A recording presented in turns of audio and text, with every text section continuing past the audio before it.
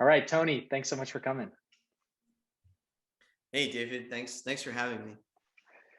So I want to start. I have some questions about your time at MIT. Um, first of all, what influenced you and got you interested in biology in the first place? How did you get started? Well, I actually started in electrical engineering when I was an undergrad because my dad is an electrical engineer and my grandfather is an electrical engineer. Actually, everyone in my family are engineers. Not everybody, almost everyone. My mom's also worked in operations research, and um, I guess when I just by default I started off in electrical engineering when I went to undergrad, and I realized that a lot of the stuff that the courses were covering were like the 27th edition of the textbook, or a lot of it was the same as stuff that my dad had learned when he went to college, for example. And so I just thought, like, this is not changing fast enough. I really want to be in a place where the textbook's being written. And it's as simple as I noticed that the newest buildings, like, Rutgers, that was where I went to undergrad, the electrical engineering buildings were this like brutalist architecture, like built in like the 1960s, I think. And then the newest building on campus is biomedical engineering. So I was like, well, that's the newest building on campus. Maybe I should maybe I should go there and check out what's going on. And I just fell in love with it really quickly. Um, by the time I finished college, I was like working in three academic labs, and I just really enjoyed the pace of how quickly the science is developing in so many new directions, as well as it struck me as really at the uh, uh, early beginnings of what this kind of field of engineering could be, bioengineering, Mhm. and how much everything in our life touches biology, whether it's our own health or the food that we eat or the materials that we use or our Right. atmosphere, or so much of it touches biology. So it seemed like the impact could be immense, right? Yeah. So to me, it just seemed exactly the right place to be for the rest of my career. And I made it when I was kind of uh, midway through undergrad. I just decided, like, this is what I want to spend my career on, is trying to take that vision for what bioengineering could become, and trying to figure out how to get it there. Yeah. If someone gives you that vision in a kind of compelling way that you are also seeing yourself as a player in the game, um, I think that's really thrilling. It was for me when I first learned about DIY bio and these DIY bio spaces that were popping up here in California, and hearing Drew ND talk about this when they were just starting with iGEM. So you were there, right? Like when did you start the MIT, the Biomaker Space at MIT, and what was the well, what was the impetus there? so I started my PhD at MIT in 2012. Okay. Um, the origin of the Biomaker Space at MIT actually came from a number of different groups kind of joining together. So on the student side, while I was doing my PhD, I was working. I met a really precocious undergrad who became one of my really good friends, named Oliver Dodd. He's currently doing his PhD with George Church. But at the time, so Oliver, his younger sister had a pediatric cancer, which he survived.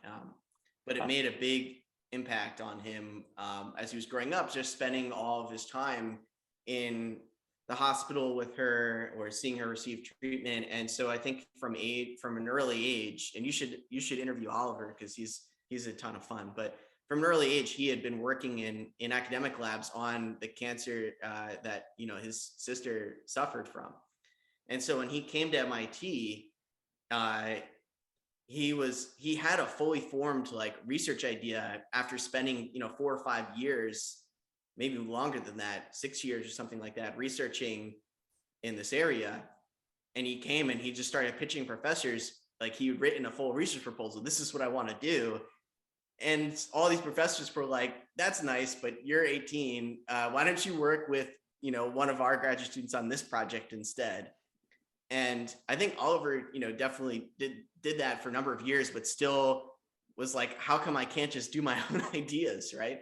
And so Hmm. he was searching for a place where he could do this work. And myself as a graduate student, I was involved through in lots of kind of entrepreneurial initiatives, student organizations and whatnot. And we seem to have all the different pieces that one would need to help catalyze people in starting companies, except for a lab space where we could do the work. And I had friends that were raising money from angel investors, fairly significant capital. If you're not paying yourself, you're not paying for lab space, but they would manage to raise a little bit of money, and then they would have to go pay for lab space, like literally a bench. They'd be paying $6,000 or $7,000 a month, and all the money would just go towards renting that lab space, which they couldn't even use during the day because they were doing their PhD during the day, right?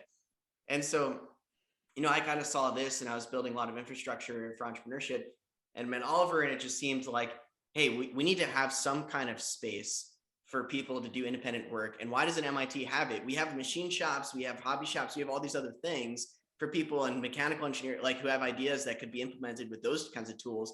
Why don't we have a space that lets people independently implement their ideas in biology? And then we teamed up with another group, which were the two instructors in the biological engineering department, Steve Wasserman and Maxime Jonas, who's also had their own kind of observations of this. They ran a kind of optics engineering lab, and that they taught several courses in for the undergraduate degree. And they had all these students coming to them being like, I finished my work, but I have this other project idea. Can I just use your lab and build this microscope or do this other crazy idea? And a lot of those ideas were just like really fantastic. And so Steve, I think was seeing like what, similarly, like there are all these people that want this stuff. So what we did is we created a class, and we just said, we're going to have a space. Like we just kind of bluffed, and we're like, we're going to have a space.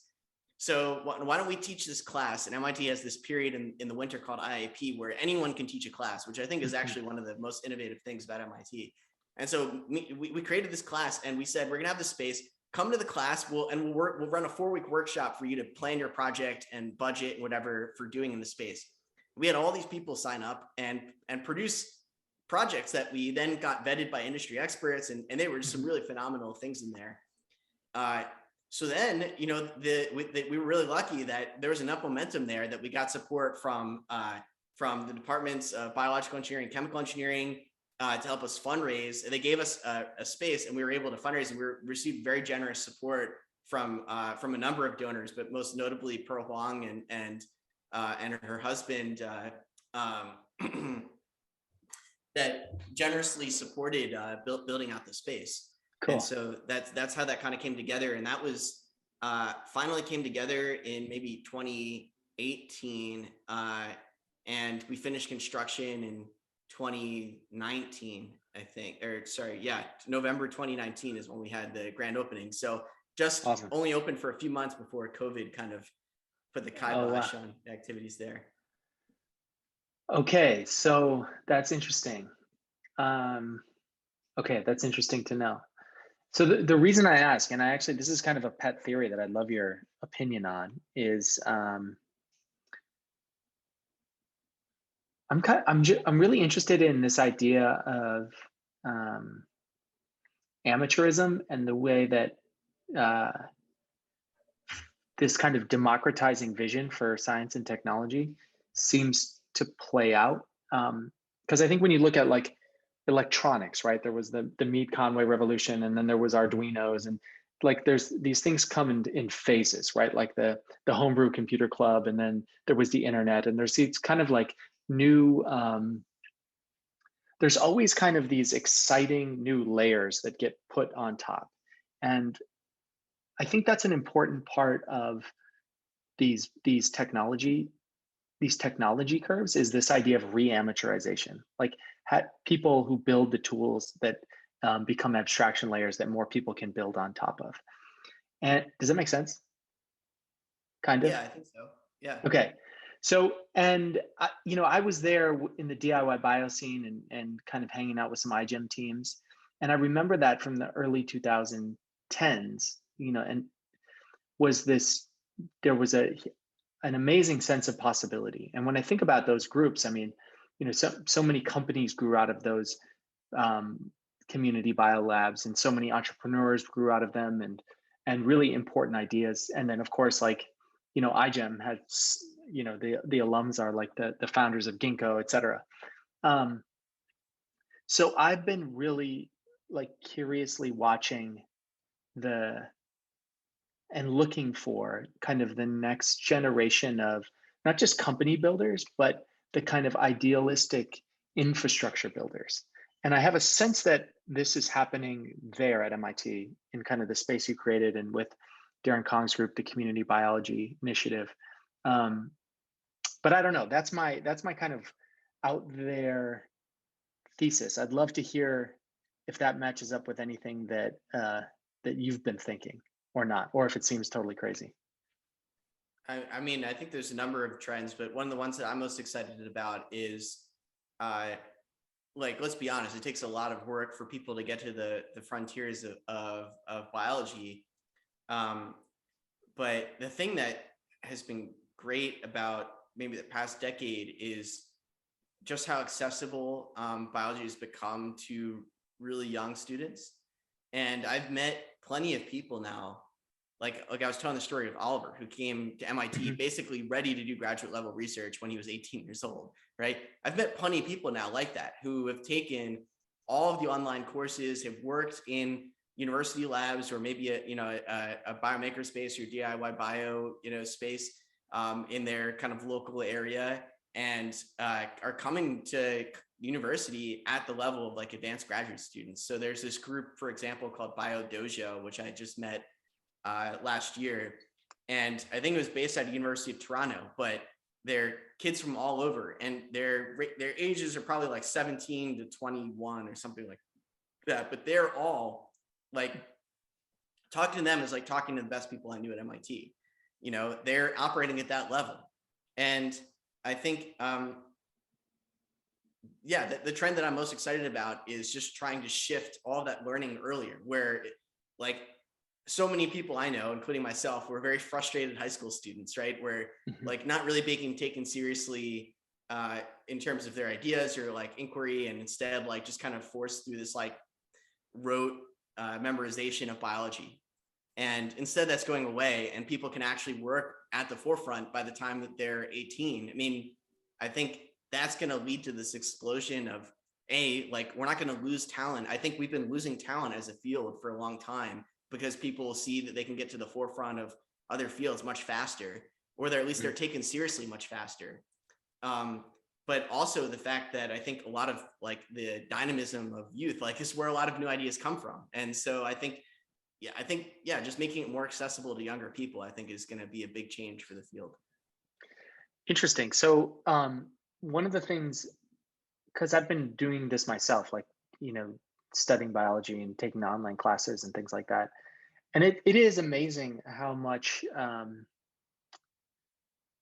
you can how much you can learn. The thing that is less clear to me is the like the tacit knowledge and the tool access. That seems harder, but it could just be that I started this endeavor during the pandemic. So are you seeing anything on the tool front that has you excited? I think you're right. I mean, I actually think when I advise people about like their like how to spend their career, at least economically, uh, I always say like the barriers to entry for the life sciences are high enough where it's worth investing in that for your career, because right now anyone around the world can learn programming, and there's a gazillion people that are smarter than you and more hardworking than you and hungrier than you, right, in all these other countries, who are able to go on Code Academy or whatever website, teach themselves to program at your level or higher. And now that the world is working remotely, they're going to take your jobs as well. Whereas there's at least enough of a barrier right now to learning the actual like on the ground work in the wet lab, where you have a little bit more of a barrier to entry. Plus, it can't be done remotely as of now. Really, like we don't have little Da Vinci robots for pipetting and stuff that like the cloud labs haven't really come to fruition yet. Um, but I think it's less, to me. It's less about like, I think a lot of people, when they're new to the life sciences, they see the progress that's being made, they ascribe it to oh, we must be automating biology more, there must be a greater impact of computation, et cetera.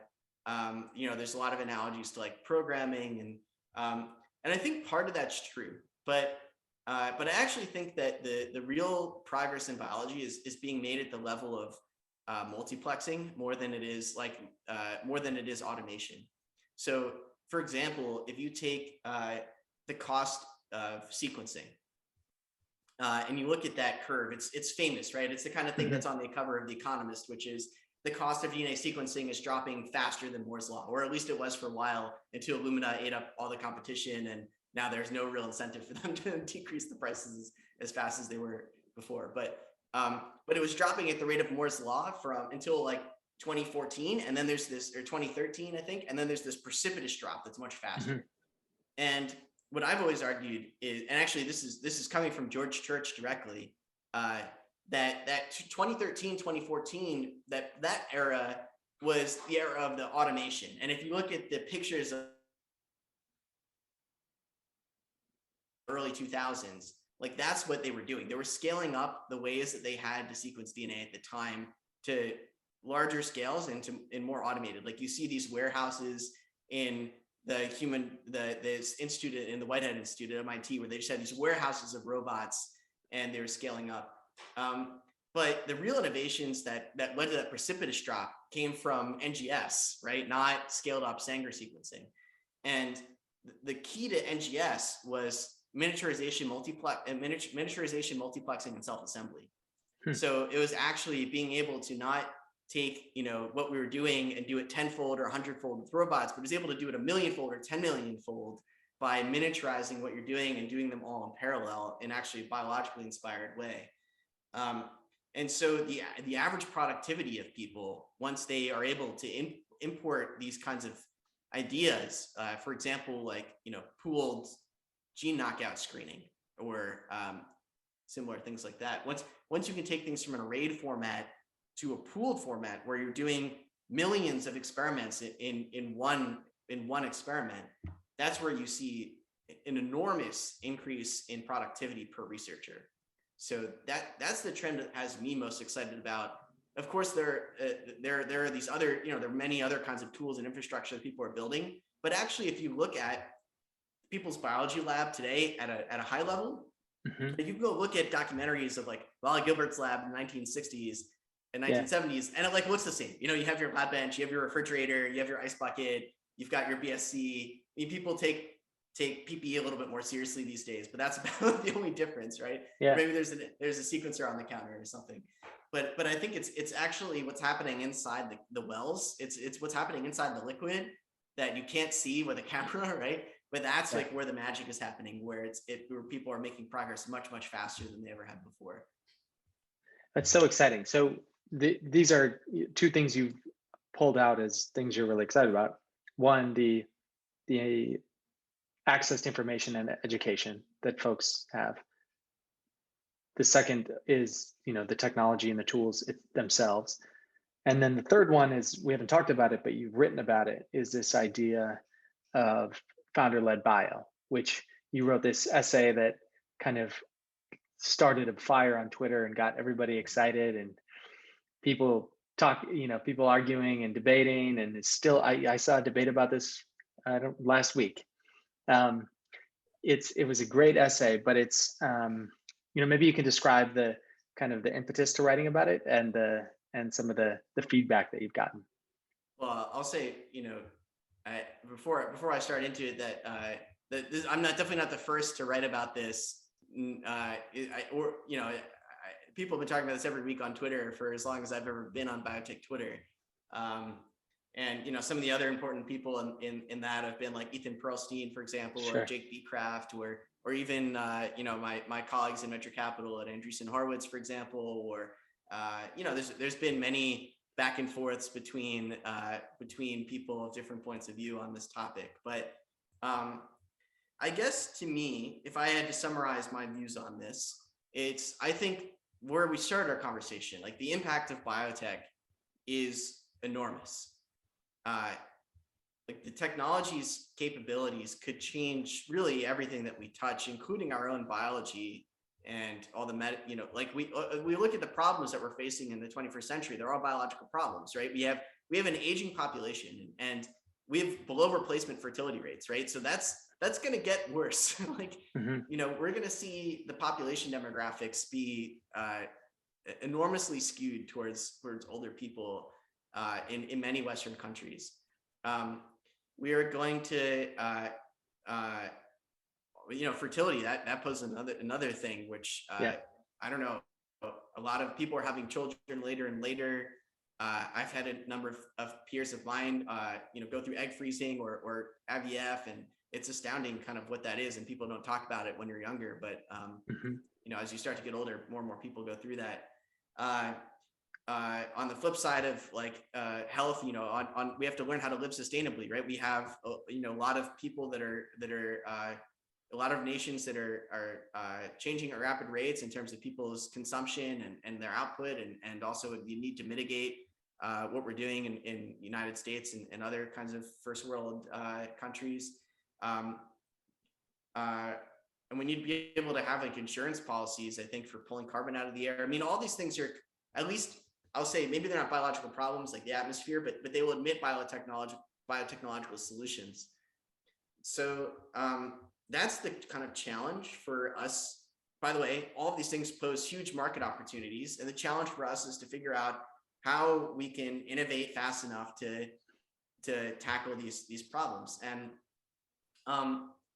I think what I've seen in the times that I've spent, this is the kind of meta problem of is to think about kind of as you have probably more than anyone else in the world thought about the whole pipeline of where, you have people that come up with ideas, or maybe people that are educated, and they come up with ideas, then the ideas have to actually be implemented, then they have to be scaled, then they're be commercialized, then the companies have to scale, then they have to, I don't know, there's this whole pipeline.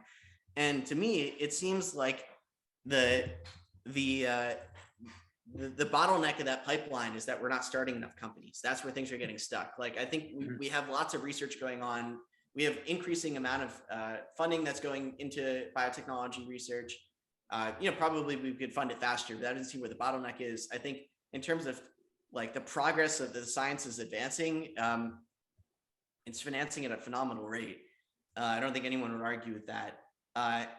So then in terms of why aren't more companies being started, maybe it's too hard to raise money and not have capital available, but the amount of capital that's been raised by VCs to invest in biotech companies has increased at a dramatic rate over the past decade, and including the past 3 years. 2020, this is the largest year on record, and 2020 was 1.5x 2019, and 2021 I think was even more than had a gain on 2020 by even larger margin. So it's inflecting upwards, and the rate of company creation is actually kind of flat. It's maybe peaked in 2018, is even declining. Whether that's a statistically significant decline, I'm not sure, but it's definitely at least flat. It's not increasing. The graph in your essay really surprised me. Yeah, it's so weird, right? Because we live in the media, and everyone's like, oh, so and so raised this much, and this is happening, all this crazy stuff is happening, and then you look at the actual statistics, and you're like, what's going on? Yeah, exactly. It was not intuitive, but I thought it was important, and I thought I think your points are well made. Yeah. So I have my own theories on that, but I'd love to know why do you think that is? Yeah, I think it's a cultural problem, right? So if you say it's not the lack of market opportunities, it's not the lack of technology to commercialize, it's not the lack of capital available, then I don't know what other ingredient there is except for people. And I guess you could broadly classify this as entrepreneurial talent. And I think the biotech industry has many people have spent a long time in biotechnology, have what I think is a very reasonable point of view, which is they don't like to take risk on new management teams. They like to see, you may have a CEO who's the CEO for the first time, but that person probably spent 20 years in drug development with really successful teams before. And for much of the kind of people that have spent a long time in biotech, that's the kind of executives they need to see in companies to invest. And I don't see anything wrong with that point of view, other than I don't think we can scale it. And if we really think that the problem, like if we think that it's okay that the rate of company creation is flat, then everything's fine, right? But if we really want to see that go up, then we have to figure out how to scale entrepreneurial talent. And I think, in my view, I might be wrong about this, but in my view, it requires greater hubris to think that we can cure cancer or do any of these other really challenging things biotechnology companies do, than to train or inspire people to and support them to function at a high level in building their companies. And I think there's a lot of evidence in support of this. For example, if you look at the prevailing trend about how VCs solve this is they actually create the companies themselves. The biotech industry, most of the big companies that you know of are being created by VCs. And in their mind, this reduces the management risk because they're the management, right? They're installing the management, they control the company, management's not performing, they just replace the management, et cetera. Now, in my view, it requires greater hubris to think we can be successful at any of the challenges companies take on than it does to say, why can't we figure out how to train new talent? And the proof of this is that inside many of these venture creation firms that are creating these companies, it's often being run by people that are junior, that don't have experience, under the supervision of a very experienced partner and surrounded by experts. And so my question is, that actually seems like an inherently scalable model, as long as you can, if you're not requiring someone with 20 years experience to be CEO, but you're making them like a chairman or advisor to the company, then you can actually scale the model. So I think that's one aspect of it. And the other aspect is that culturally, where do we draw founders from? I think you could argue that there's a lot of places where you might have a pipeline of entrepreneurial talent, but in my view, the place to start is the fact that we're graduating something like roughly 10,000 PhDs in life sciences a year. And more of those people might consider starting companies. And I saw this happen around me at MIT. When I started grad school, nobody outwardly said they had any interest in commercialization or entrepreneurship. They all want to be professors, or maybe they go work in biopharma, but it was very unusual for anyone to say they want to start companies. Maybe you'd have one person a year. By the time I left, which was in 2018, every faculty member wanted to start companies. Everyone wanted to start companies and either be involved with spinning companies out of the lab, or they wanted to go run them themselves. And so this is at MIT, which is one of the most entrepreneurial academic institutions in the world. And I think I saw this 0 to 1 kind of change in 5 years there. And why can't it happen elsewhere? So I think at the level of, I think there are ways that we can support more people in founding companies. And B, I think culturally in academia, we're going to see a lot more people who have interest in it. So then what do we build in order to serve these people? And so that's been the focus of my past 2.5 years. I guess we call this, founder-led biotech, in mostly to point out, founder-led in tech is the default. You don't need to call it anything other than startups, because that's how startups are built, right? The tech industry has realized that actually this goes back, if you take the history of the industries. So if you go back to the founding mythology of Silicon Valley, right, and the Traitorous 8 and Fairchild Semiconductor, the way that company was constructed was very unusual at the time, in that the founders actually owned each, I think, roughly 10% of the company. Mm-hmm. So when this was first being financed, this was actually a stroke of genius by the financier, whose name I'm not recalling off the top of my head. But he basically saw the value of giving equity to the founders of the company, which was basically, at least as far as what I've read, and I might be wrong about this, at least as far as what I've read, was basically unheard of. Mm-hmm. And actually, it wasn't constructed entirely as you would expect it to. They owned 10%, but the way they raised money, they had to sell an option for the company to be acquired, I think, with 3 years later by Fairchild. And so they actually sold the company for something like $3 million or something wow. a few years into it. But that was a kind of remarkable change. Now I think people realized from that, and it was embraced by all the venture capitalists and the whole ecosystem, of Silicon Valley, that founders should own significant equity in their businesses, and that incentivizes them to work hard and grow a really amazing business. And also that founders typically have maybe higher variance because they are Hmm. not because they're outsiders. Maybe they haven't they haven't been a CEO before, something like that, but have led to enormous outcomes, like category defining companies, just based on the vision of those people that drove it. Now, if you look at the history of the biotech industry, it looks completely different, where Genentech is probably the first biotech company where maybe the industry draws its DNA from, no pun intended. Hmm. And that was created by a venture capitalist who found Herb Boyer as a professor at Berkeley. Bob Swanson was a venture capitalist.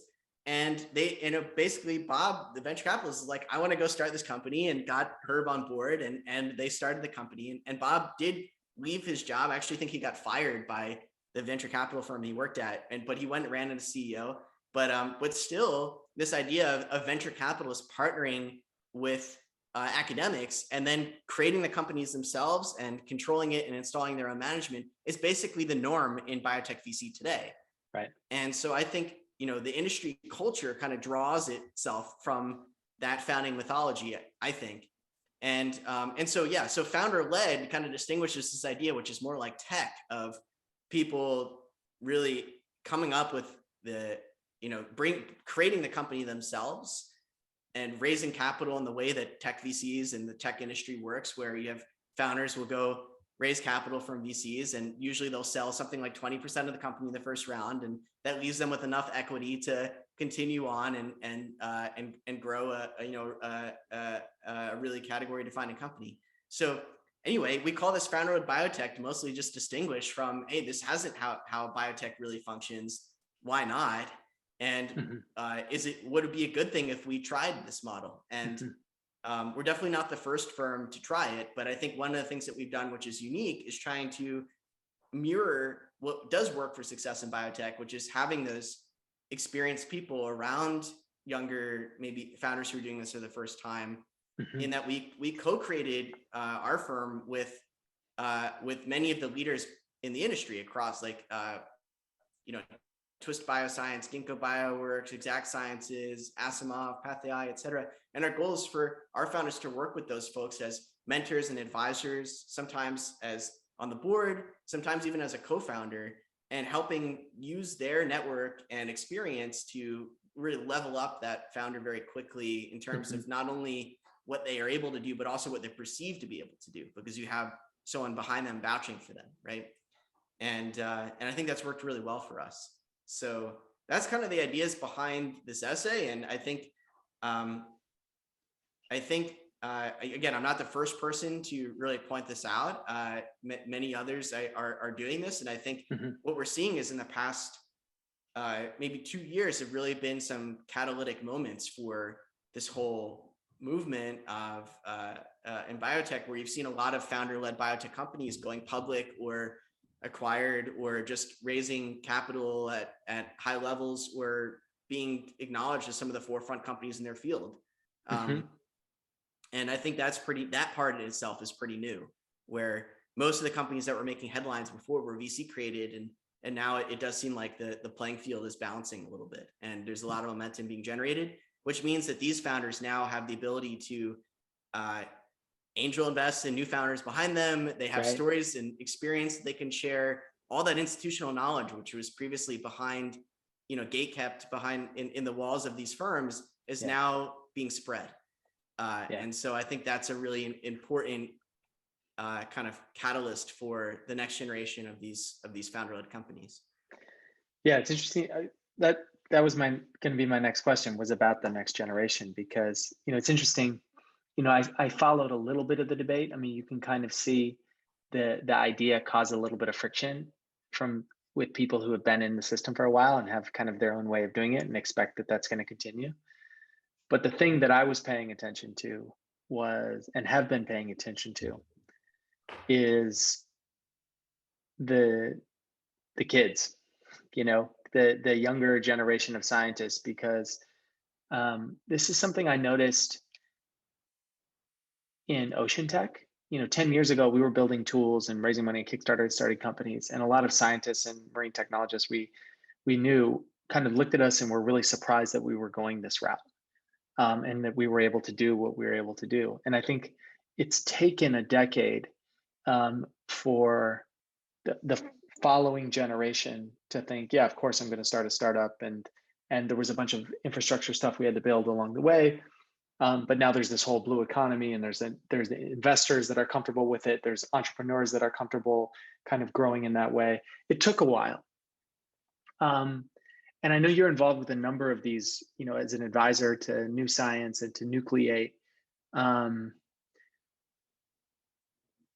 I don't know. Maybe tell me just a little bit about this next generation and how you think not only are they going to build companies, but how do you think their scientific careers?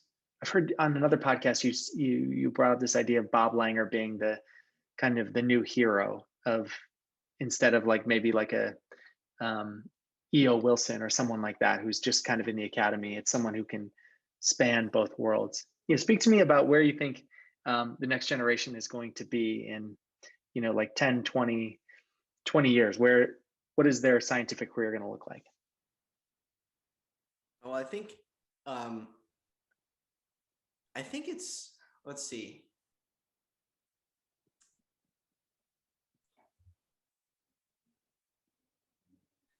I don't know if it's I don't know the history well enough to know that there were not many examples of scientists. I mean, clearly, right? If you go back to the history, you have famous scientists like Jonas Salk or whatever, like who clearly made an impact on the world directly, or But um, I think it's become a lot more visible to people how quickly the work that they're doing will have impact on patients, or on the problems they want to solve directly. And for example,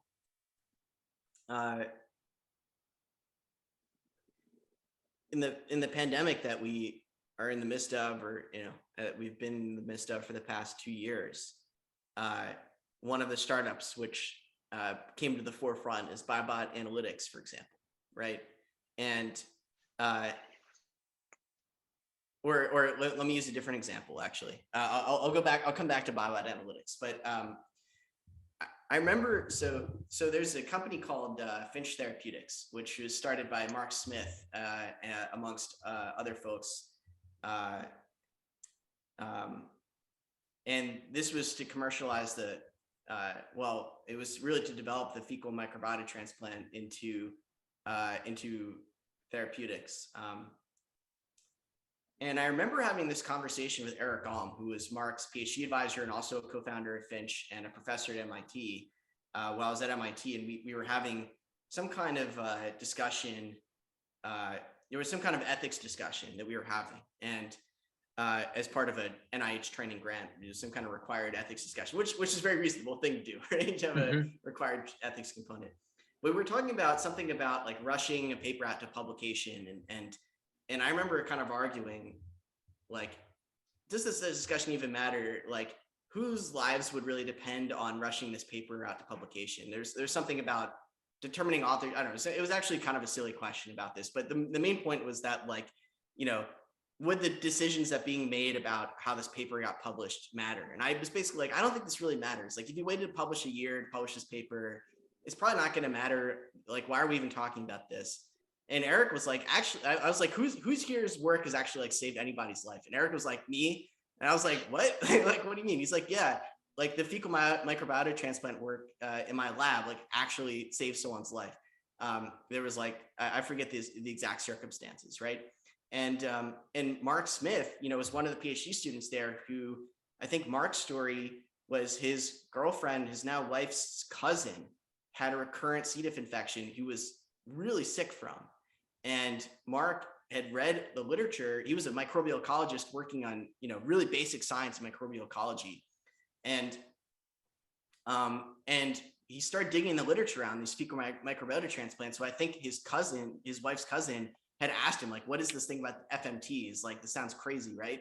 And Mark was Mhm. like, yeah, it does sound kind of crazy, but let me go look it up. And he like started reading all this literature about it and started talking to Eric about it. And they started a whole research program in the lab. And then Mark ended up starting Open Biome, which was the first public stool bank for soliciting donors and quality controlling them and disseminating this to people that needed it. And they've saved, I don't know how many lives at this point with Open Biome. And then from there came Finch Therapeutics. And overall, sum total of lives that research and the efforts of Mark and Eric and everyone else at those companies, they saved countless lives, right? Mhm. And that was like just like these are just people that I was with like in grad school. I was like, what are you guys talking about saving lives? Like we're all just studying these like really esoteric like basic science ideas, right? Right. And so I think, and more people are probably having that experience where, Yeah. like, previously you might have thought, well, I'm going to do this work and maybe 20 years from now, this will go into something. Yeah. But now you're seeing not only that, and back then it would be like, well, somebody licenses it and then it gets developed into this thing. And, through some complicated Rube Goldberg machine of events, like eventually makes it into some drug that impacts a person. But now I think what we're seeing is people see that their colleagues or their friends like taking this agency of like, I'm not going to stop at just publishing this paper. I'm going to go to the next step and then the next one and then Yeah. the next one. And that's all going to happen in the span of like 10 years. And before you know it, your friend is like out there as actually translating their technology to the point where it's impacting huge numbers of people. Um, and you're like, why not me? Like, why am I it raises your ambitions, because before you Mhm. were like maybe satisfied to have your nature paper and you're like, Yeah. great, faculty job done, like I'm Yeah. gonna become a professor at Harvard or whatever. But now Yeah. your aspirations are like what's possible that you might achieve. I think it makes you think like, what could I really do? Like, what is the real impact that I could have? Not to say that basic science, like, don't get me wrong, like basic science in itself is, I think, completely worth doing. And I don't want to say this in any way that makes it sound like that I don't think that. But I think a lot of the people are now seeing that, like, just how fast that can be translated, and want to have want to have the agency in doing that. Yeah. To me, that's what I took away from your essay is not just that we're going to have more entrepreneurs and more companies, is that there's conferred agency to scientists. Whereas before, 10 years ago, there was a path. You went to grad school, you got your PhD, you were like, and then maybe you spun out patents and companies were started. There was just a one career path that you could follow, or maybe you could divert and go into, biopharma. And now it feels like, just like the it feels like people are empowered, that they have agency. And sometimes they're going to pull, if they need to write a paper to get an idea out, they're going to pull that lever. If they need to start an open source project like Open Stool Bank to collect enough data to make an impact, they're going to pull that lever. Or they need to start a company because they can see they can have impact. That, like, they're looking at this control board in a completely different way. And to me, that's really exciting, because that matters a lot more for um, it matters a lot more than just new companies getting started. I think it has really big impacts on actually how people are going to do science. But most importantly, it's just the the there's a higher opportunity space for that the science that's being done to actually translate to real world outcomes. Um, what do you think? I mean, did you see this, that Arcadia has announced they're not even going to publish in journals? They're just going to publish in preprint servers, which I thought is like a pretty astounding announcement.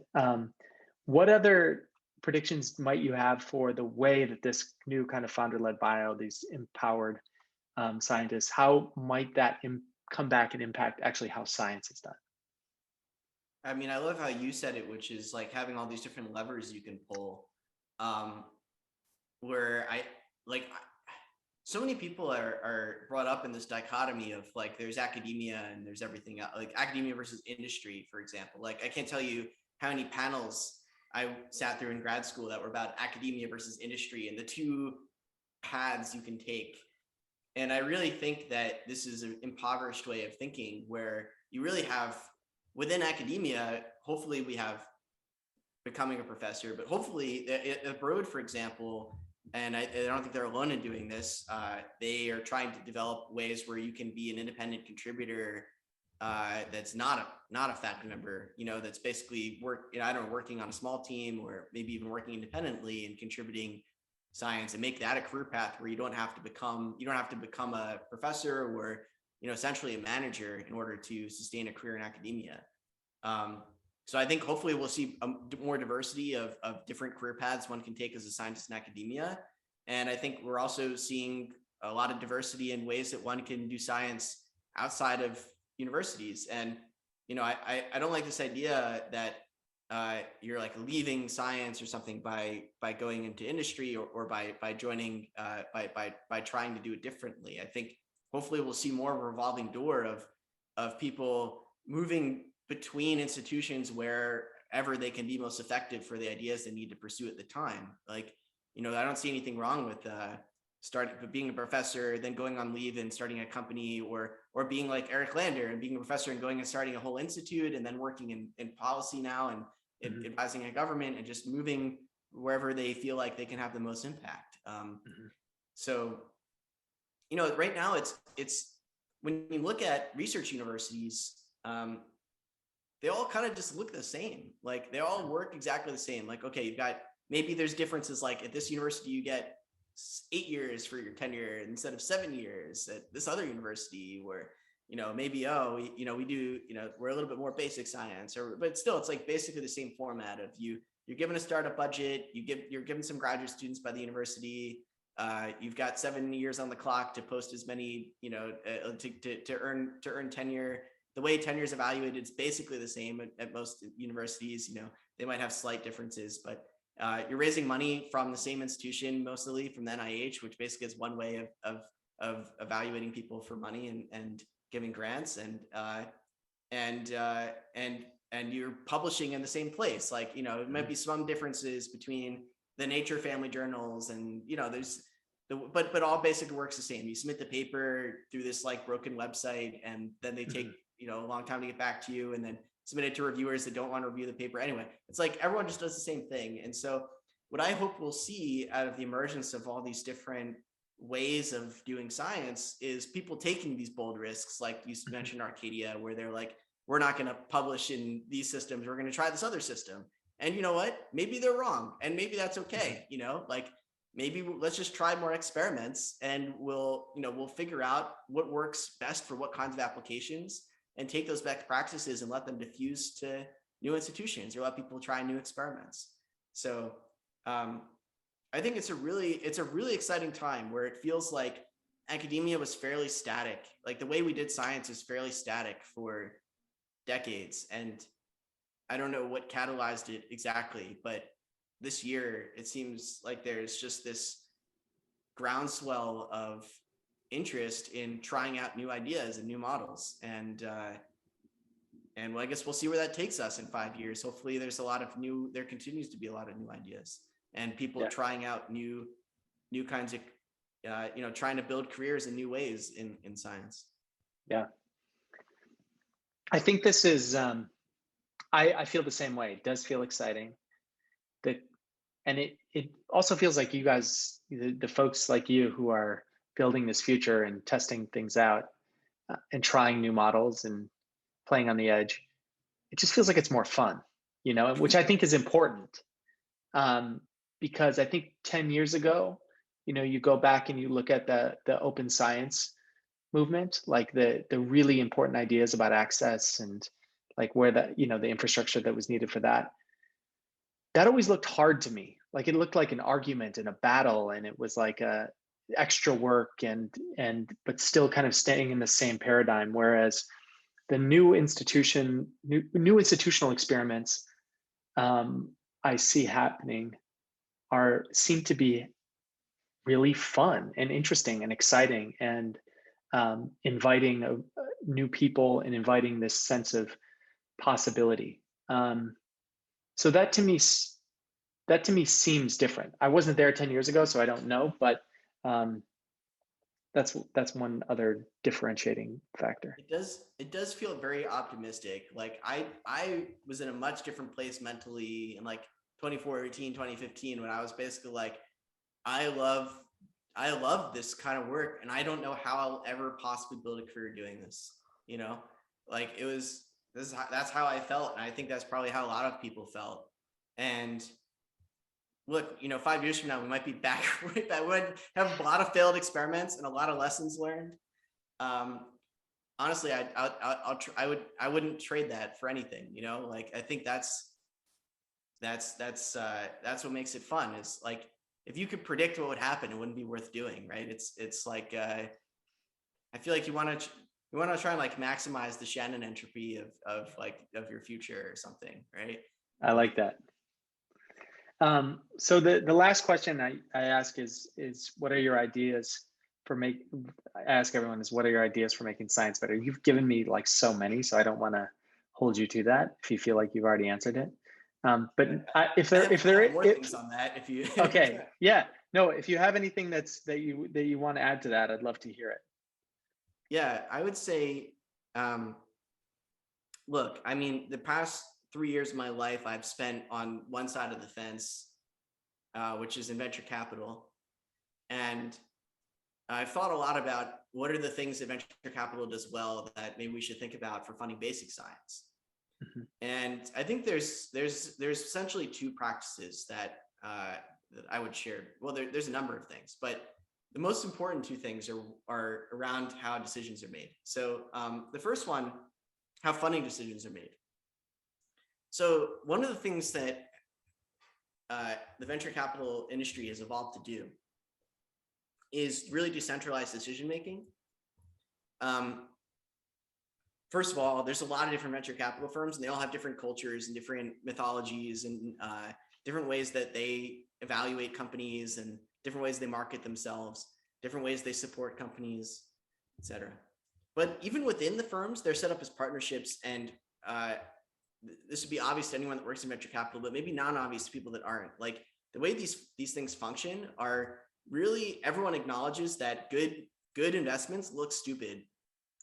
Like Airbnb looked like a really bad idea, even to like Paul Graham says this, when he's writing about USV. If you look at Fred Wilson, one of the really famous, venture capitalists in the world and most successful venture capitalists in the world, Fred Wilson has a whole blog post about why he turned down Airbnb, and now he keeps some memento from Airbnb. Like it's maybe not worth going into, but he keeps a memento from Airbnb like in the office to remind them of their hubris in like turning that investment down.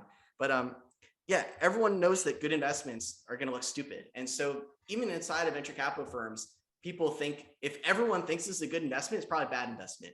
And a good investments are going to be there's one or two partners that are really vouching for this investment. And so they set up their decision making for this explicitly. Mm-hmm. And if you compare that to how decisions are made inside of like NIH study sections, completely different, right? Completely different kind of culture for how decisions are made. And then also, we don't have like one centralized entity with one culture that makes decisions. Like we have lots of different. So I don't understand the way government funding works. It seems like you have one apparatus for funding work in oncology.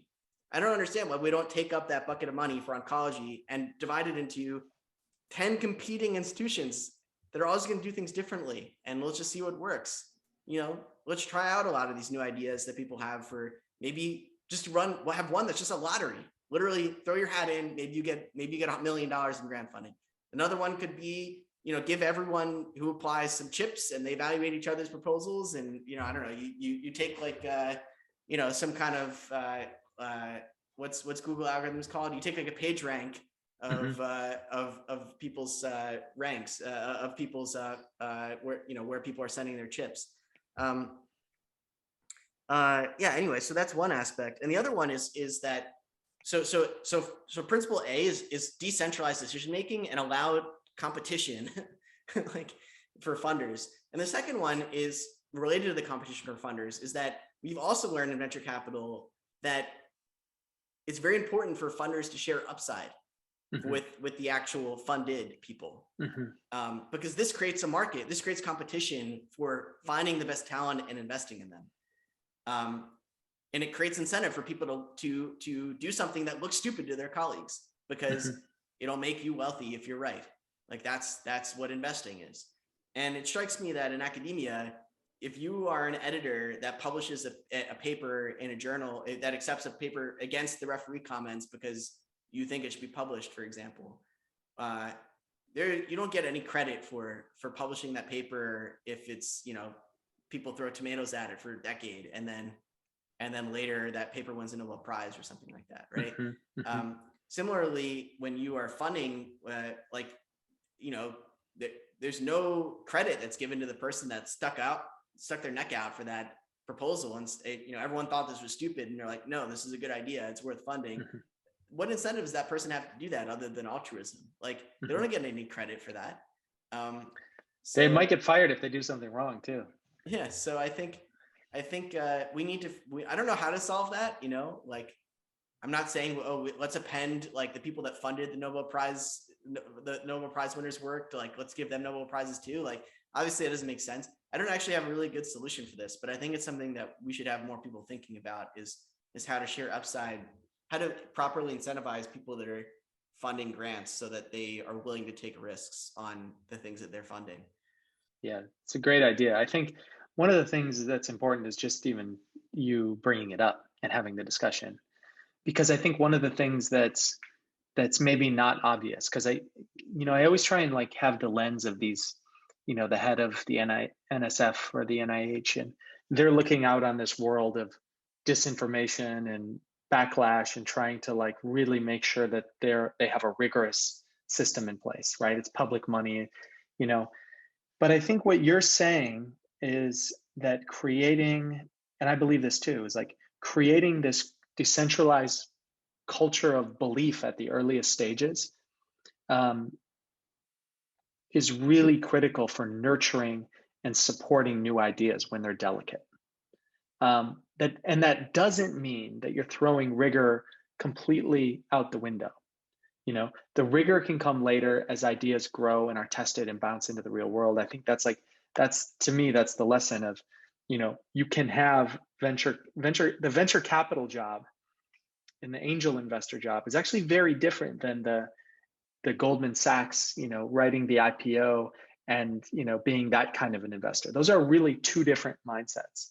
And I think what science has is it's got really good, investment bankers and Goldman Sachs level investment decisions on where they put money, but that angel investor VC level is something that is really missing, and I think the culture is worse off because of it. So here's to more people like you getting involved and bringing that mindset to early stage science. Oh, thanks. Yeah, I mean, the other aspect of that is that I don't know, I still have not figured this part out, but there's something that if you look at many of the great companies that were founded, or even I've seen this amongst our own investments or friends' companies, like, let's go back to I referenced the founding of Fairchild Semiconductor. When they were starting that company, like, they had to be talked into founding it. Like, that wasn't what they wanted. Like, and it became obviously a enormously successful company. And then those group of people went on to create, the mafia of Silicon Valley. Same thing with with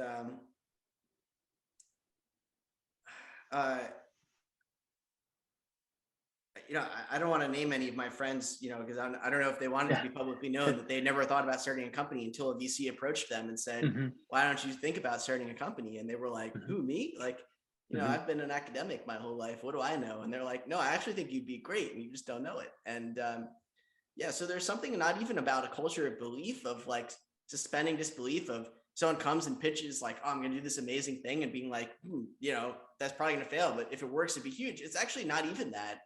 I think that's something that a lot of people don't realize. There's even cultivation of that out of people, of, okay, Tyler Cowen writes about this a lot. Has written about this, where, in his work with emergent ventures, or even with his graduate students, like, people propose, I'm going to do X, and he says, yeah, you should do X, but what about Y, in which Y is like some, much greater vision, and somehow makes people believe in themselves that they could actually do that. Like, they never thought they could do that. And somehow here's this very smart and famous person that they respect tremendously, who's seen other people do things of that level of ambition and succeed at it, and has some discriminatory taste of who can do it and who can't, tell you, I think you could actually do that. Like, that's a really powerful thing. And I don't feel like we have that really in science. Well, I think you're right. I think injecting ambition and agency is critical, especially at like early in folks' careers. And I think we do because I think you are doing it. So I'm grateful for it. So Tony, thanks for your time and all the great ideas. I really appreciate it.